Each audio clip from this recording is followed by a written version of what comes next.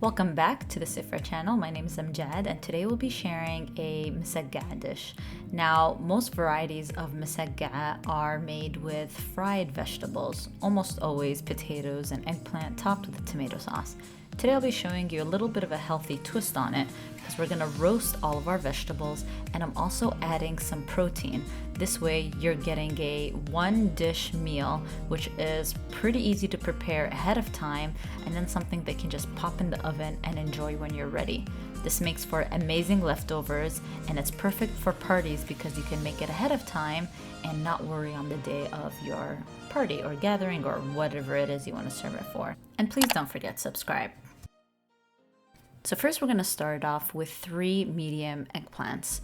If you can't find medium size, just grab 2 large ones, no big deal.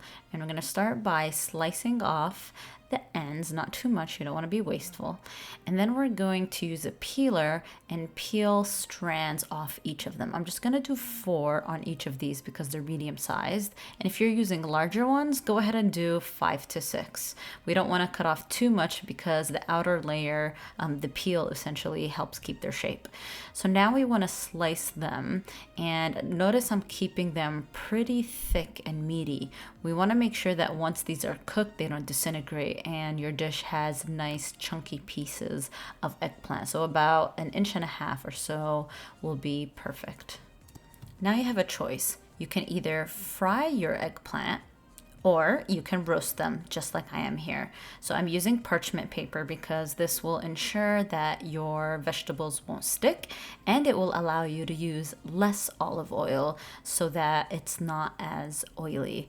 Now obviously the more olive oil you add, the more delicious, but again, I'm trying to keep this more on the light side, and don't worry, it'll still be delicious. I mean, I'm not gonna lie and say that the roasted version is more delicious than the fried version, but I wanted you guys to see this option. So you can either drizzle the olive oil and make sure that you spread it because the eggplant will soak up the oil really, really quick.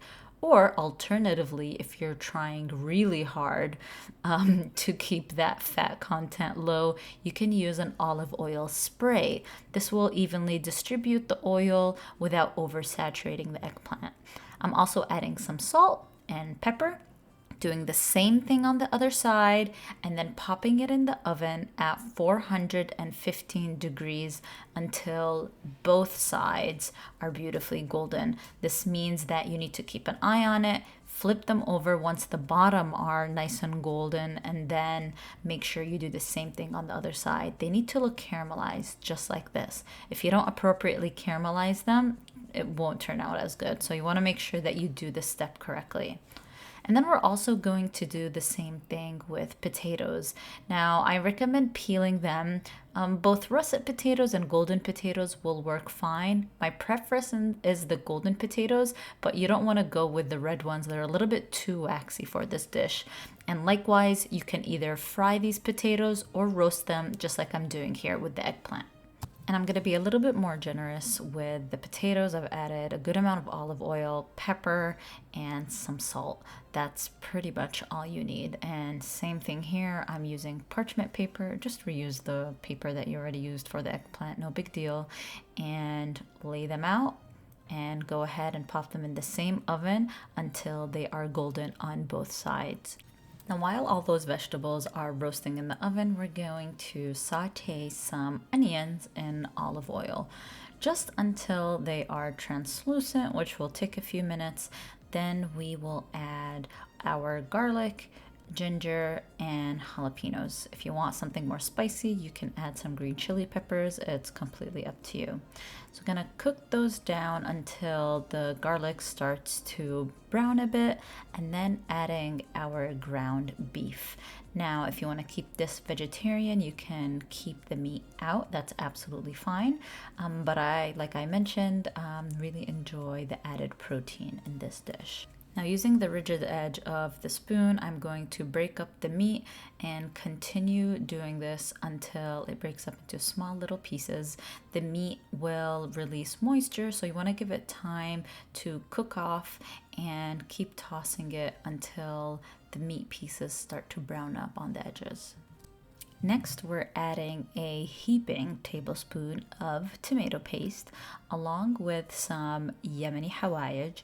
And if you don't have this Yemeni Hawayij, which is an all-purpose Yemeni Hawayij mix, you can use your favorite seasonings. So I would do cumin, coriander, turmeric, maybe some steak seasoning since this is meat, as well as a tiny dash of cinnamon, stuff like that. You can also find that Yemeni Hawayij bottle over on Amazon, and I'll include the link below. Next, we're gonna add some fresh tomatoes and cook that all down together until the tomatoes are pretty much wilted down and disappearing throughout the meat. Okay, so our meat sauce is looking pretty good. You can see that the tomatoes are completely melted down. And so at this point, we're going to add, I would say, about 1.5 cups of your favorite tomato sauce. I'm using a plain marinara sauce. You can use whatever you'd like, but the simpler the sauce, the better, because you really want your Hawayij or your mixed spices and flavors to really shine. So we're gonna let that meat sauce simmer for about 10 minutes. Make sure you cover it because tomato sauce does like to splatter. And once that's ready, we're gonna turn off the heat and add a generous amount of parsley. Mix that in and you're pretty much done. Now, once your potatoes are beautifully golden on both sides, you want to go ahead and set up your assembly station. First, we're adding some olive oil, and then the first layer of vegetables will be our potatoes. And the reason why we put them on the bottom is that so they can soak up as much more moisture as possible. And you want to make sure that you fit them very tightly close together so that you have one even layer. Next, we're gonna do the exact same thing with our roasted eggplant or fried eggplant, if that's what you decide to do. And notice how I am slightly overlapping the eggplant. You wanna be as generous as possible with these because they do shrink down as we bake them for the second time. So go ahead and do that and try to make it semi-pretty because this will impact the way your dish comes out at the end. So I start out with the outside of the dish and work my way in. Now I'm going to scoop on generous amounts of my meat sauce. So I'm just gonna plop a bunch of spoonfuls onto the surface, then use the back of my spatula to flatten it out as best as I can. The quantity really depends on how meaty you want this. And don't worry if you feel like it's too much, it'll be completely fine, and you will likely have some leftovers. But what's great about this meat sauce is that it is incredibly versatile.